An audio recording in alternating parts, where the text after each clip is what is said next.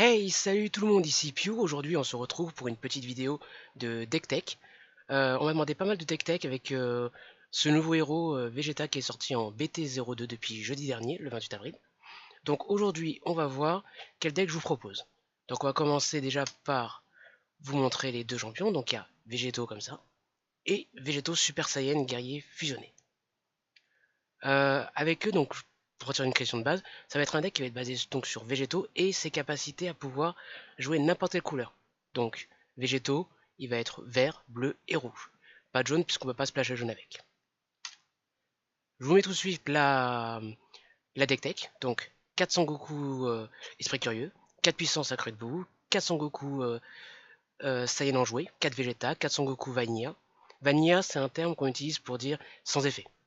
4, non, pardon, 3 accroissements de virus, 2 Vegeta puissance maximum, 1 Sangoku, SSB assaut indéterminé, Vegeta attaquant rage x2, 2 Cal, 2 Jiren, 4 Gotenks Super Saiyan, 2 Vegeta, 1 Trunks espoir éternel, 2 Sangoku colère éveillée, 1 Sangoku Codebreaker et 3 cartes de chaque couleur pouvant contrer une attaque.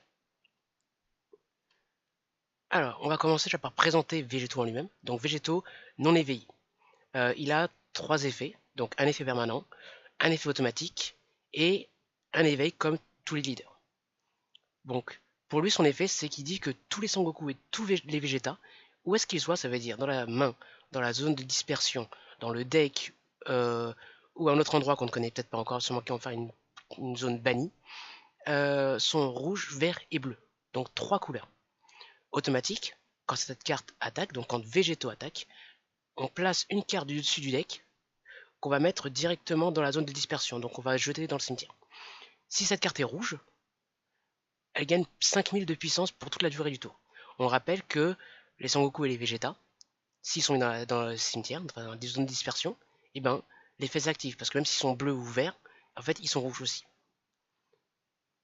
Donc ouais, en gros, c'est-à-dire que quand elle attaque, elle peut potentiellement avoir 15 000, donc elle peut rivaliser avec un, euh, un leader adverse qui serait éveillé avant lui. Éveil.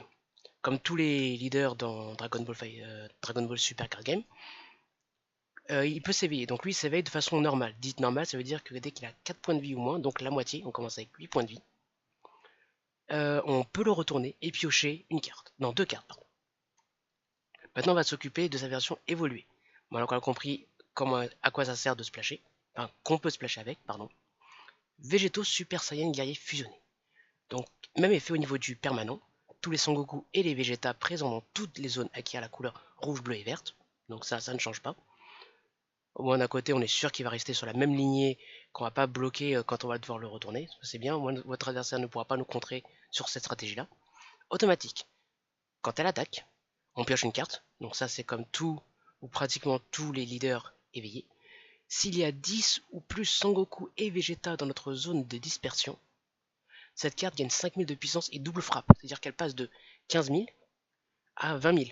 Et double frappe, c'est-à-dire qu'elle fera 2 dégâts au lieu d'un. Pour moi, c'est une carte qui n'a pas de défaut. Avoir 10 Sangoku Vegeta, sachant qu'avant qu'elle soit éveillée, on a pu au moins attaquer 2-3 fois. Potentiellement, on en a 1, 2, 3, 4. On en a au minimum, quand elle est éveillée, minimum la moitié. C'est vraiment sûr. Parce qu'on a aussi des cartes sur le terrain qui vont forcément se faire détruire. Parce que quand même, on a Sangoku et Vegeta qui peuvent quand même cogner, qu'il faudrait que l'adversaire gère, sinon il perd la partie. Hop. Donc, on a comme première carte que je vais présenter, ce sont ce que j'appelle les piocheurs de faible puissance. Donc, on a puissance de bois accrue. Sangoku Curieux, donc ce sont des cartes, quand elles vont arriver en jeu, elles vont faire piocher une carte, tout simplement. Et on a Sangoku Saiyan enjoué pour 1, qui a 5000 de puissance. Ils ont tous 5000 sauf Sangoku Esprit Curieux qui en a 10 000, mais qui coûte 2 ressources. On va regarder les 7 cartes du dessus, et on va récupérer un Sangoku. En soi, c'est une carte de pioche, parce qu'on a, je crois qu'on a pas mal, on a une quinzaine de Sangoku dans le deck, donc généralement à faire piocher gratuitement. C'est des cartes vraiment de base, c'est vraiment qu'on a envie de remplacer et d'avoir quand même sur le board. Et qu'elles seront potentiellement être détruites pour euh, nourrir la capacité du végétaux retourné. J'ai mis Vegeta et Sangoku en mode vanilla. Les premiers vont dire oui, c'est parce que je les trouve belles, mais ça c'est normal, c'est toujours les extended art que j'adore. mais pour 2, elles ont 15 000. Donc elles sont aussi fortes que les leaders adverses, même en mode éveillé. Elles coûtent 2, elles coûtent pas grand chose à jouer, elles sont assez agressives, au pire elles seront détruites, mais elles aideront notre végétaux. Donc pour moi, il n'y a rien à perdre là-dessus. On va d'ailleurs passer très vite. Alors, moi après j'ai mis 7 cartes que je mets dans la team des KO, des counters. Donc les cartes qui vont mettre KO les cartes adverses. Il y en a 7. Donc Vegeta puissance maximum, accroissement d'énergie de virus, Cal, Vegeta attaquant enragé, Jiren, Sangoku, Sangoku et Code Break. Il y en a 7 différents. Il y en a certains qui sont en x2, d'autres en x3, d'autres en x1. On va les analyser une par une. D'abord on va commencer par Vegeta puissance maximum. Donc lui il a juste un effet auto, donc elle coûte 3, dont 2 verts. Mais je vous ai dit, le vert, les couleurs ne sont pas importantes parce qu'il suffit juste qu'on mette des Sangoku ou des Vegeta dans la zone de dispersion et c'est n'importe quelle couleur. Elle a un effet auto, quand on joue cette carte, n'importe quel nombre de cartes de combat adverse avec un coût d'énergie de 2 ou moins pour un total de 3 ressources.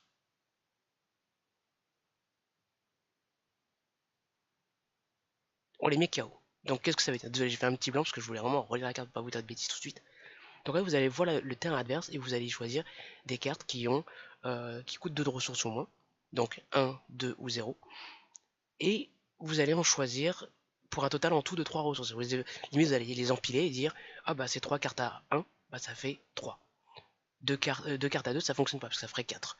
2 plus 1, une carte à 2, une carte à 1, c'est bon, ça passe. Et bah vous les détruisez automatiquement, qu'elle soit en action ou qu'elle soit en inertie. Rappelez-vous, action, inertie. En action, c'est comme les Vegeta est maintenant. Et en inertie, ça veut dire qu'il est engagé. Et il est comme ça. D'accord? Juste que je vous... Hop là. On remet les choses bien comme il faut. Là, c'est le petit et premier chaoter. Petit pour 3, hein, 15 000, c'est toujours bien. Il peut toujours attaquer les cartes leader éveillées, les cartes leader non éveillées et les cartes en inertie aussi. Accroissement de virus. Beaucoup joué durant la BT01. Elle continuera à être jouée dans la BT02. Pour 4, 20 000 d'attaque. Ce qui est pas si mal. Ça fait après du 5 000 par ressource utilisée. Donc il a une double frappe. Donc des dégâts au lieu de 1 quand elle attaque. Et un effet automatique quand on la joue. Si on a 5 ressources d'énergie ou plus, on choisit jusqu'à une carte de combat adverse et on la met KO, tout simplement. Mais par contre, il faut en avoir 5, on peut la jouer avec 4 au tour 4, à moins que vous en ayez vraiment besoin pour faire des dégâts, pour défendre, ou détruire une carte qui est embêtante en face. Ça reste vraiment une carte assez simple, mais très très efficace. Hop. Ensuite, on a Cal le réveil secret, l'une des 2 super rares de l'édition les plus recherchées pour leur capacité. Donc pour 4, dont 2 verts, on met ça, voilà. 20 000, coup critique. Donc effet de coup critique pour ceux qui ne se rappelleraient pas de ce que c'est, si cette carte inflige des dégâts au leader adverse, vous savez, on a au début de la partie 8 points de vie. 5 et 3. Et quand un adversaire perd des points de vie, il va piocher une carte dans ses points de vie, donc il va l'ajouter à sa main. Et bien là, avec le coup critique, il dit juste non. Il va faire des dégâts, mais au lieu que la carte aille dans sa main, elle va aller en zone de dispersion, donc au cimetière. Donc c'est des cartes qui ne pourra pas être gardées.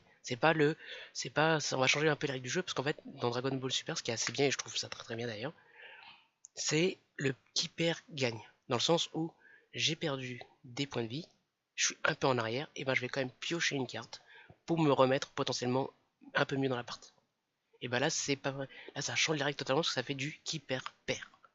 T'as perdu un point de vie et non seulement tu vas pas récupérer de cartes. Elle a 2 effets auto qui sont assez badass. Quand vous jouez cette carte, choisissez une carte de combat et mettez-la KO. Mais seulement une des vôtres. Vous dites mais c'est bizarre, pourquoi on va tuer une de carte? On continue. Puis, choisissez n'importe quel nombre de cartes de combat adverse dont le coût total est de 5 ou moins. Et on les met KO. Donc, pareil, vous allez perdre une carte, imaginons un Boo, un Sangoku niveau 2, un Sangoku niveau 1 par exemple, une petite carte à 1 ou 2, et vous allez détruire des cartes qui coûtent 5 ou moins, pour un total de 5 ressources au minimum. Donc si vous voulez une carte à 4 plus une carte à 1, une carte à 3 plus une carte à 2, une carte à 5, c'est tout, 5 cartes à 1, etc. etc. Donc c'est très fort, ça coûte 4 et ça détruit des cartes qui sont potentiellement plus fortes qu'elle. Ensuite, un deuxième effet automatique. Quand cette carte attaque, si vous avez 5 cartes ou moins dans votre main, on pioche une carte. En début de partie, vous allez sûrement avoir beaucoup de cartes en main, à moins que vous jouiez très contrôle. Si vous jouez très contrôle, vous allez avoir beaucoup plus de cartes, ça sert à rien, mais en fin de partie, vous allez voir qu'avec votre adversaire, vous allez plus essayer de garder un maximum de cartes en main, mais vous n'allez pas vraiment y arriver. Donc là, vous allez commencer à jeter beaucoup de cartes pour gérer beaucoup de cartes. Donc en fait, vous allez arriver à un stade où les cartes adverses vont faire du 2 pour 1, vos cartes vont faire du 2 pour 1, mais vous allez plus dépenser que gagner. Ce qui risque d'arriver, ce qui arrive souvent dans les games. Donc là, avec celle-là, vous allez pouvoir revenir dans la partie tranquillement. Elle a 20 000, elle n'est pas si facilement destructible que ça. Et elle tape. Elle tape vraiment très très fort quand même. Elle n'a pas double frappe, mais elle a quand même coup critique. Hop, on passe. Alors, Vegeta attaque enragée. Double frappe, donc 2 dégâts au lieu d'un. Contre-attaque. Alors, comment fonctionnent les contre-attaques? Votre adversaire va choisir d'attaquer avec son leader ou une carte de combat. Va avoir la priorité pour activer les effets dus à son attaque. Et après, il va vous donner la priorité.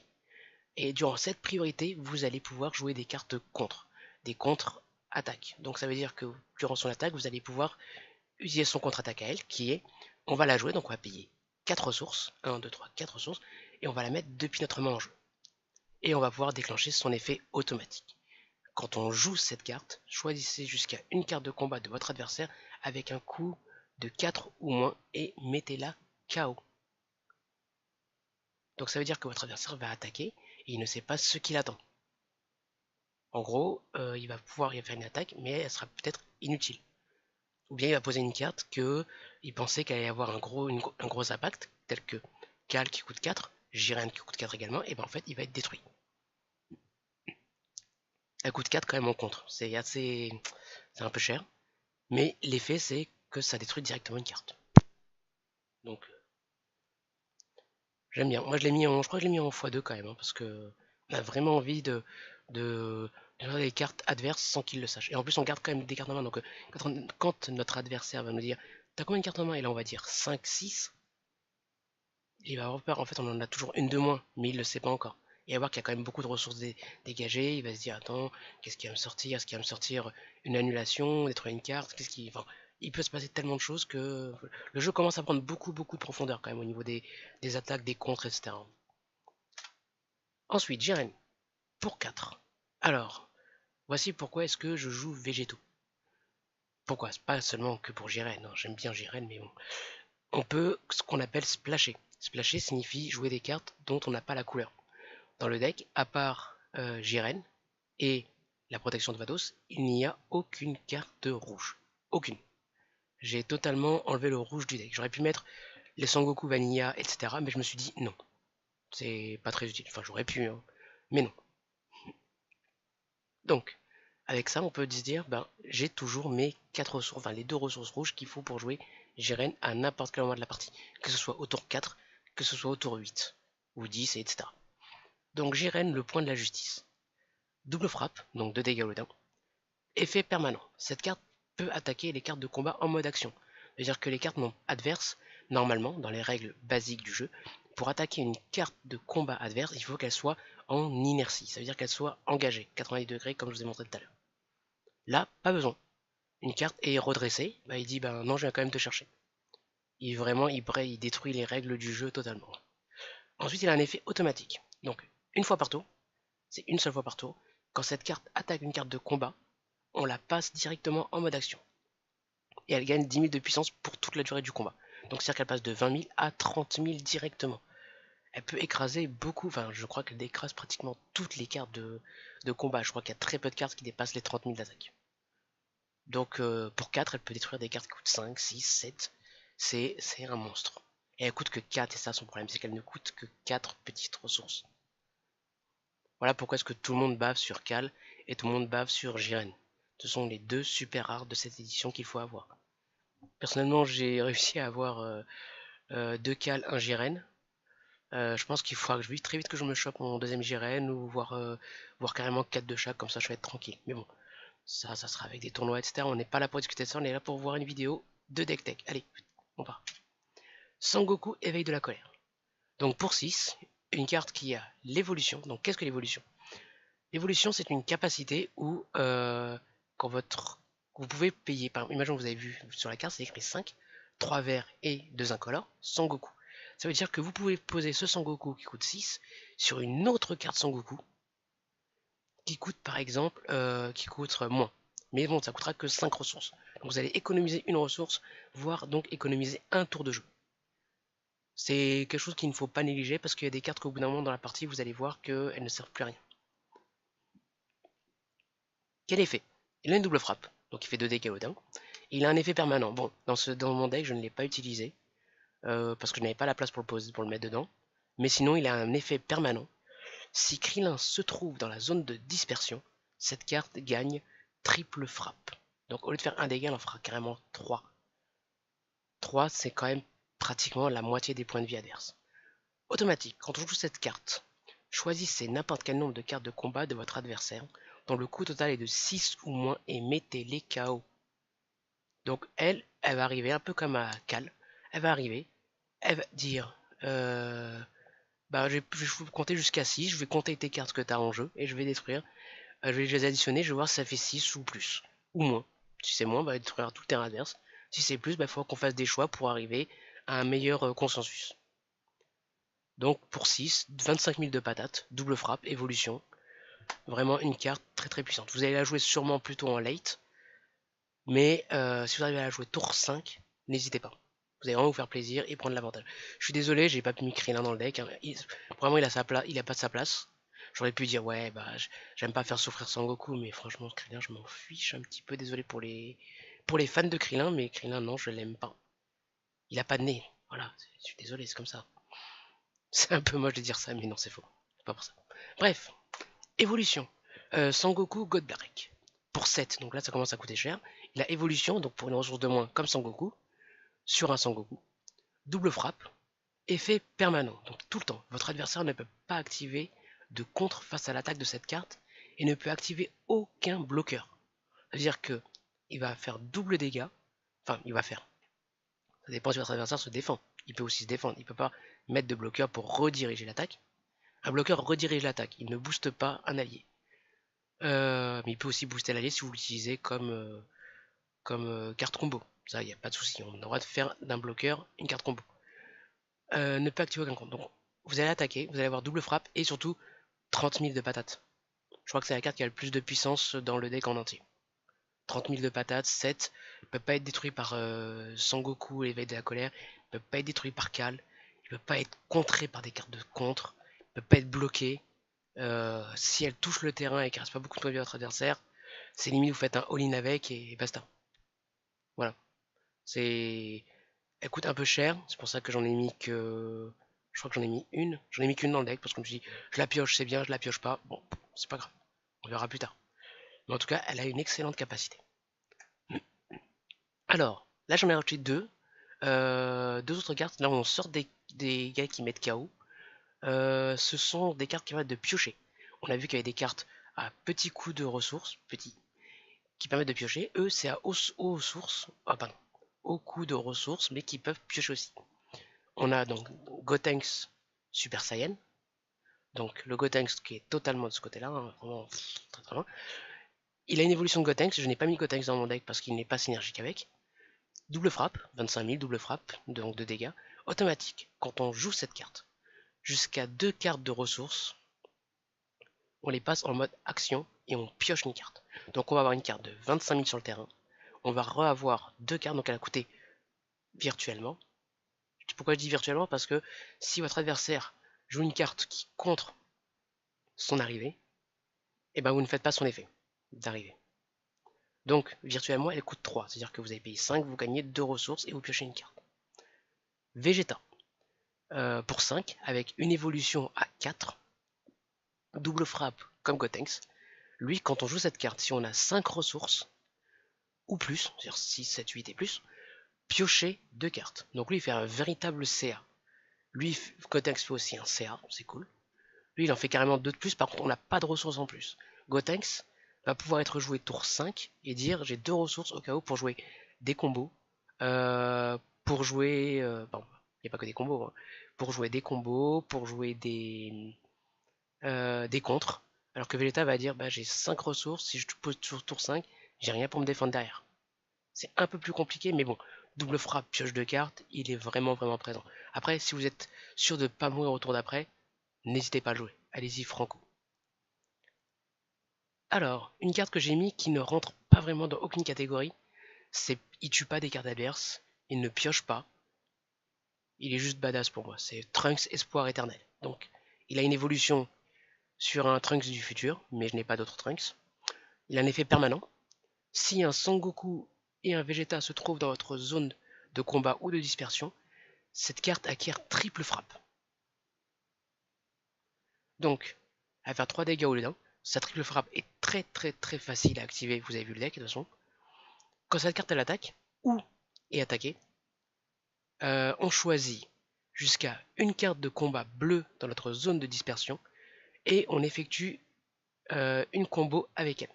Ça veut dire qu'on va prendre une carte de notre dispersion qui est déjà morte, hein, un Sangoku ou un Vegeta par exemple, et on va dire je vais faire un combo gratuitement. Une carte qui donne 10 000, une carte qui donne 5 000. Donc minimum elle va avoir 25 000, au plus haut elle va avoir 35 000. Triple frappe. Bien sûr votre adversaire pourra bloquer. C'est pour ça qu'il y a quand même beaucoup de cartes qui mettent KO directement les cartes de votre adversaire.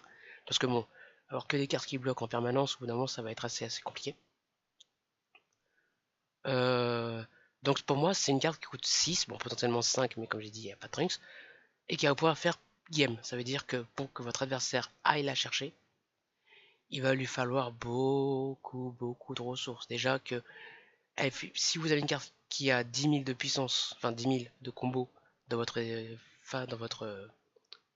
pardon je vais un mot, dans votre zone de dispersion, il va falloir qu'il tape déjà avec une créature qui a au moins 35 000. Donc du 25 000 plus au moins du 10 000 et encore. Ça va être compliqué. Après, elle n'a pas de protection en soi, elle peut se faire très facilement détruire. C'est le petit côté négatif. Mais bon, bien qu'il y ait un côté négatif. Hein. Mais dans le deck, vous inquiétez pas, il y a suffisamment de grosses bestioles pour ne pas avoir peur du late. Maintenant, on a vu les cartes qui faisaient piocher, les cartes qui mettaient KO, les cartes qui sont comme Trunks différentes. Maintenant, je vais vous montrer des cartes que j'ai mis pour annuler les attaques adverses. Donc j'ai mis un Sangoku SSB et 3 cartes protection de Vados, 3 contraintes de Whis et 3 puissances d'énergie maximum. Les cartes extra que vous voyez coûtent toutes une ressource. Comme je vous avais dit avec l'effet de végétaux, on peut facilement jouer les cartes rouges, cartes bleues et cartes vertes avec des cartes Sangoku ou Vegeta qu'on a mis en zone de dispersion. On s'embête même pas avec leur couleur, c'est du rouge, c'est du bleu, c'est du vert. On s'en fiche, ils ont toutes la même couleur. Chacun d'entre elles va avoir une capacité de annuler une attaque d'un adversaire. Sangoku SSB. Lui, alors pour 4, il a 20 000 d'attaque, d'accord. On peut jouer cette carte et annuler l'attaque. Par contre, quand on active le contre de cette carte, d'un produit permanent, si notre total de points de vie est de 3 ou moins, donc 2 et 1, on peut placer 2 Saiyans depuis notre main dans notre zone de dispersion. Si on fait ainsi, on réduit le coût d'énergie de cette carte de 3 pour toute la durée du tour. Ça veut dire que pour 1, comme une protection de Vados, une contrainte de Whis, une puissance d'énergie maximum, il va coûter 1, il va annuler une attaque et en plus il va vous mettre une carte qui a 20 000 de patates sur le terrain. Il n'a pas double frappe, triple frappe, etc. Mais il a quand même 20 000 de patates. Il est quand même présent le garçon. Et vu que la carte adverse a attaqué, si c'est pas le leader adverse, vous pouvez potentiellement détruire la carte adverse sans que votre adversaire ne puisse rien y faire.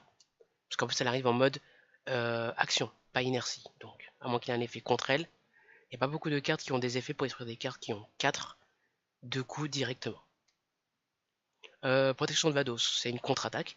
On annule l'attaque et on peut passer jusqu'à une de nos cartes combat en mode action. Ça c'est pas mal si on veut quand même défendre un peu nos cartes. On n'a pas de bloqueur donc on va pas jouer sur le côté j'ai envie de bloquer. Contrainte de Whis, on va annuler l'attaque, puis on choisit jusqu'à une carte de ressources d'énergie et la passe en mode action. Donc ça c'est un contre virtuellement qui coûte 0, mais il faut quand même une ressource pour l'activer, afin qu'on puisse en enchaîner une autre. Puissance d'énergie maximum, donc on annule l'attaque et on choisit une carte de combat adverse avec un coût d'énergie de 1 ou moins et on la met KO. Ça peut toujours être utile pour tuer par exemple des sorbets qu'on n'aimerait pas, des petits bloqueurs, Tout le monde a des bouts dans son deck par exemple, enfin tout le monde, presque tout le monde.